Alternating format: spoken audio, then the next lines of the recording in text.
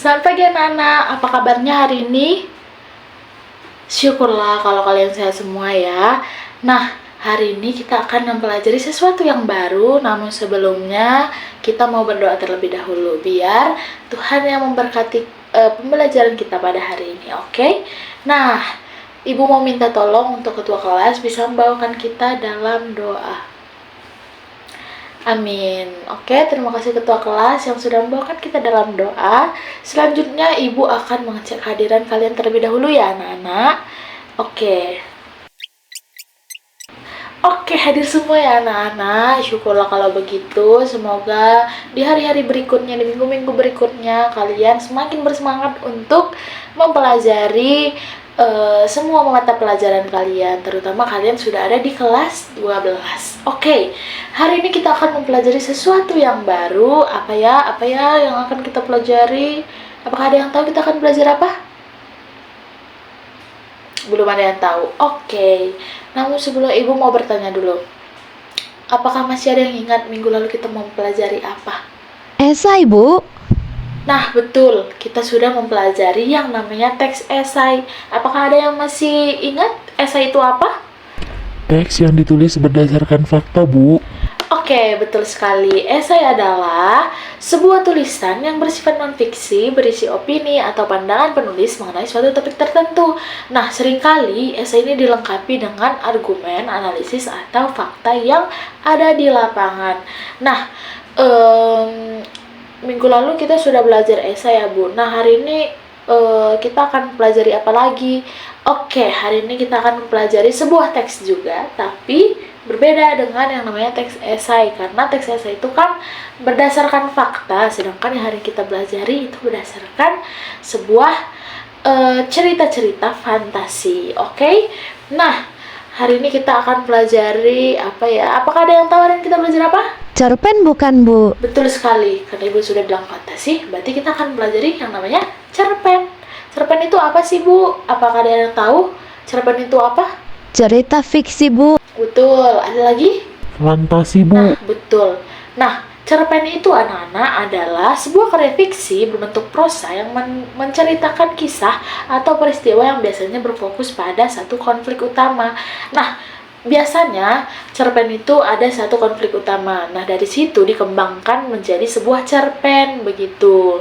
Nah, apakah kalian masih ingat di jenjang sebelumnya atau di kelas 11 kalian juga sudah mempelajari cerpen? Apakah kalian masih ingat?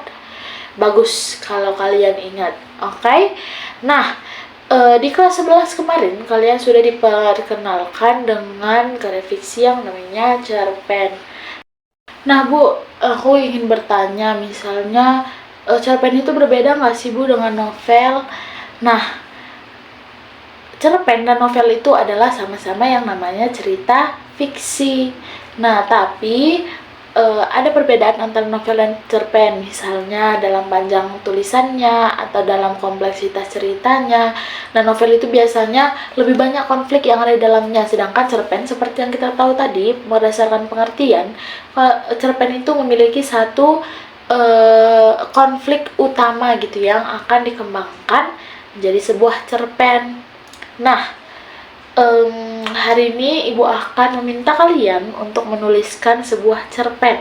Namun, kita mau mempelajari dulu apa aja sih unsur-unsur yang ada di dalam cerpen itu sendiri. Nah, hari ini kita akan mempelajari atau kita akan fokuskan kepada unsur intrinsik. Nah, ada beberapa unsur yang ada di dalam intrinsik ini. Yang pertama itu ada tema, yang kedua tokoh dan penokohan atau perwatakan, yang ketiga ada latar, yang dimana ada waktu dan tempat, yang keempat ada alur atau plot, yang lima termasuk konflik di dalamnya, kemudian ada sudut pandang, yang keenam ada gaya bahasa, dan yang terakhir itu ada amanat. Nah, di setiap cerpen kalian pasti akan menemukan yang namanya amanat juga gaya bahasa. Nah, gaya bahasa ini anak-anak itulah yang membedakannya dengan teks-teks yang lain gitu. Misalnya dengan teks esai tadi, gaya bahasa yang dipakai dalam cerpen berbeda dengan yang namanya dipakai oleh esai. Cerpen itu biasanya kita lebih membuatnya menjadi lebih kreatif gitu, supaya orang-orang juga tertarik untuk membacanya gitu, karena itu adalah sebuah cerpen. Nah, dalam proses kreatif penulisan ini ada apapun jenisnya itu ya, ada 5 tahapan dalam menulis cerpen. Apa aja? Ada pra-menulis, menulis draft, merevisi, menyunting, dan juga yang terakhir itu adalah menerbitkan. Nah, dalam setiap proses yang dilalui pasti berbeda gitu, dan setiap orangnya pasti berbeda dalam prosesnya. Misalnya ada yang cepat ataupun ada yang lambat. Namun, ini bukan masalah soal dan cepat, melainkan karya yang kalian buat itu sudah baik atau belum, atau sudah bermutu atau bagaimana begitu ya. Nah, dengan demikian kalau kalian membuat sesuatu cerpen itu bagaimana nanti apresiasi dari orang-orang banyak gitu, bagaimana penilaian mereka.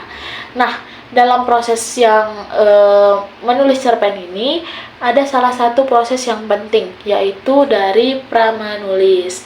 Nah, kalian harus merencanakan sebuah tulisan agar memudahkan kita dalam menuliskannya gitu. Misalnya kalau awalnya kalian sudah salah, ya pasti di akhir jadi susah gitu ya untuk menulisnya.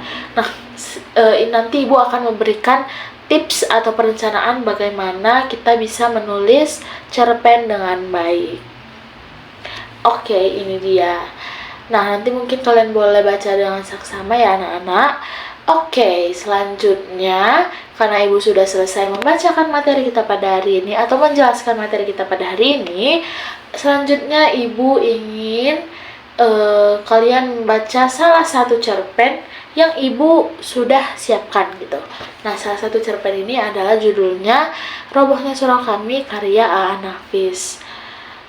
Oke, kalian mungkin boleh baca, ibu kasih waktu untuk membaca ini ya anak-anak. Baik, Bu. Oke, bagaimana cerpennya? Sesuai dengan yang ibu bilang tadi? Betul, gaya bahasanya pasti berbeda gitu ya anak-anak dengan teks-teks yang biasanya kalian baca gitu, karena biasanya cerpen itu dibuat semenarik mungkin agar pembaca bisa tertarik dengan bacaan ini begitu. Nah, oke. Karena kalian sudah memperhatikan salah satu contohnya, hari ini ibu ingin kalian membuat sebuah cerpen. Namun untuk mempermudahnya, ibu ingin kalian membuat rancangannya terlebih dahulu, baru nanti kalian bisa mengembangkan teks utuhnya gitu. Nah, ibu ingin kalian untuk bisa menulis cerpen sepanjang 1.500 sampai 2.000 kata berdasarkan rancangan yang sudah kalian buat begitu ya. Nah, hari ini tema cerpen kita itu adalah lingkungan, oke? Misalnya lingkungan sekitar rumah kalian atau hari-hari kalian lewat di mana ada lingkungannya, boleh kalian menceritakan itu menjadi sebuah cerpen. Namun kalian harus memperhatikan yang tadi ya anak-anak, bagaimana kita harus memperhatikan gaya bahasa dari penulisan cerpen kita ini. Oke, ibu kasih waktu untuk kalian bisa merancangkan dan menuliskan cerpen ini ya. Oke, apakah ada yang sudah selesai anak-anak? Wow, semuanya udah pada selesai ya? Bagus. Oke, kalau gitu ibu mau kita satu persatu untuk membacakan cerpennya di depan sini, boleh? Oke, nah siapa yang mau duluan? Kamu? Oke, boleh, silahkan maju. Nah, mungkin teman-temannya boleh memperhatikan dan nanti bisa memberikan komentar atau pendapatnya ya tentang cerpen yang akan dibacakan oleh teman kalian, oke? Oke, semua yang sudah maju, cerpen yang kalian buat sangat luar biasa gitu ya, walaupun dalam waktu yang singkat, tapi kalian bisa mengemas cerita ini dengan sangat luar biasa gitu. Apresiasi untuk kalian semua.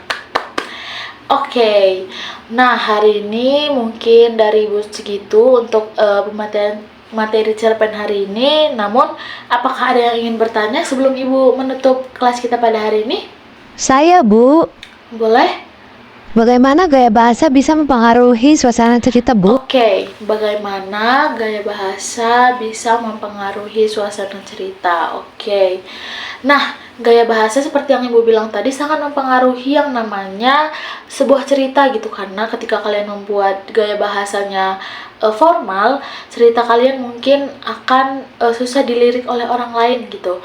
Nah, bagaimana jika kalian membuat gaya bahasanya yang sangat kreatif dan menarik gitu, otomatis akan memengaruhi suasana cerita kalian gitu. Misalnya ketika kalian membuat cerita yang tegang, kalian membuat gaya bahasanya yang seperti menakutkan gitu ya, tegang, pasti itu akan mempengaruhi ceritanya gitu. Bagaimana nanti pembacanya membaca cerita kalian, itu pasti akan mempengaruhinya gitu ya. Nah, mungkin itu aja.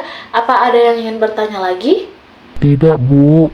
Oke, kalau tidak ada yang bertanya lagi, mungkin pembelajaran kita cukup sampai di sini. Minggu depan kita akan melanjutkan pembelajaran kita mengenai novel, karena ini adalah bab terakhir dari kelas 12 ini.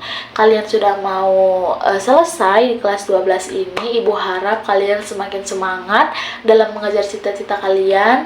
Tentukan dari sekarang kalian ingin kemana atau mau berkuliah di mana gitu. Boleh kalian tentukan dari sekarang, boleh kalian cari-cari referensinya, atau yang sudah ada itu sangat bagus anak-anak, karena sudah mendekati bulan-bulan yang kalian ingin mencapai cita-cita kalian atau dalam perguruan tinggi atau apapun itu. Oke, sebelum kita menutup pembelajaran kita hari ini, Ibu ingin salah satu orang atau ketua kelas boleh untuk membawakan kita dalam doa kembali. Amin. Oke anak-anak, terima kasih ya ketua kelas sudah membawakan kita dalam doa penutup. Oke anak-anak, mungkin pembelajaran kita sampai di sini. Ibu harap dengan adanya pembelajaran kita hari ini kalian semakin bersemangat. Misalnya kalian ingin mengunggah cerpen kalian dimanapun, misalnya di blog atau di situs web sekolah, itu sangat boleh ya anak-anak untuk mengembangkan skill menulis kalian. Oke, mungkin itu dari Ibu. Dicukupkan sampai di sini. Kalian hati-hati dalam perjalanan pulangnya. Semoga kalian sampai di rumah dengan selamat. Oke, mungkin itu dari Ibu. Sampai berjumpa di minggu yang akan datang. Tetap semangat dan terus berlatih untuk terus menulis. Oke, mungkin itu dari Ibu. Sekian dan terima kasih. Selamat siang anak-anak.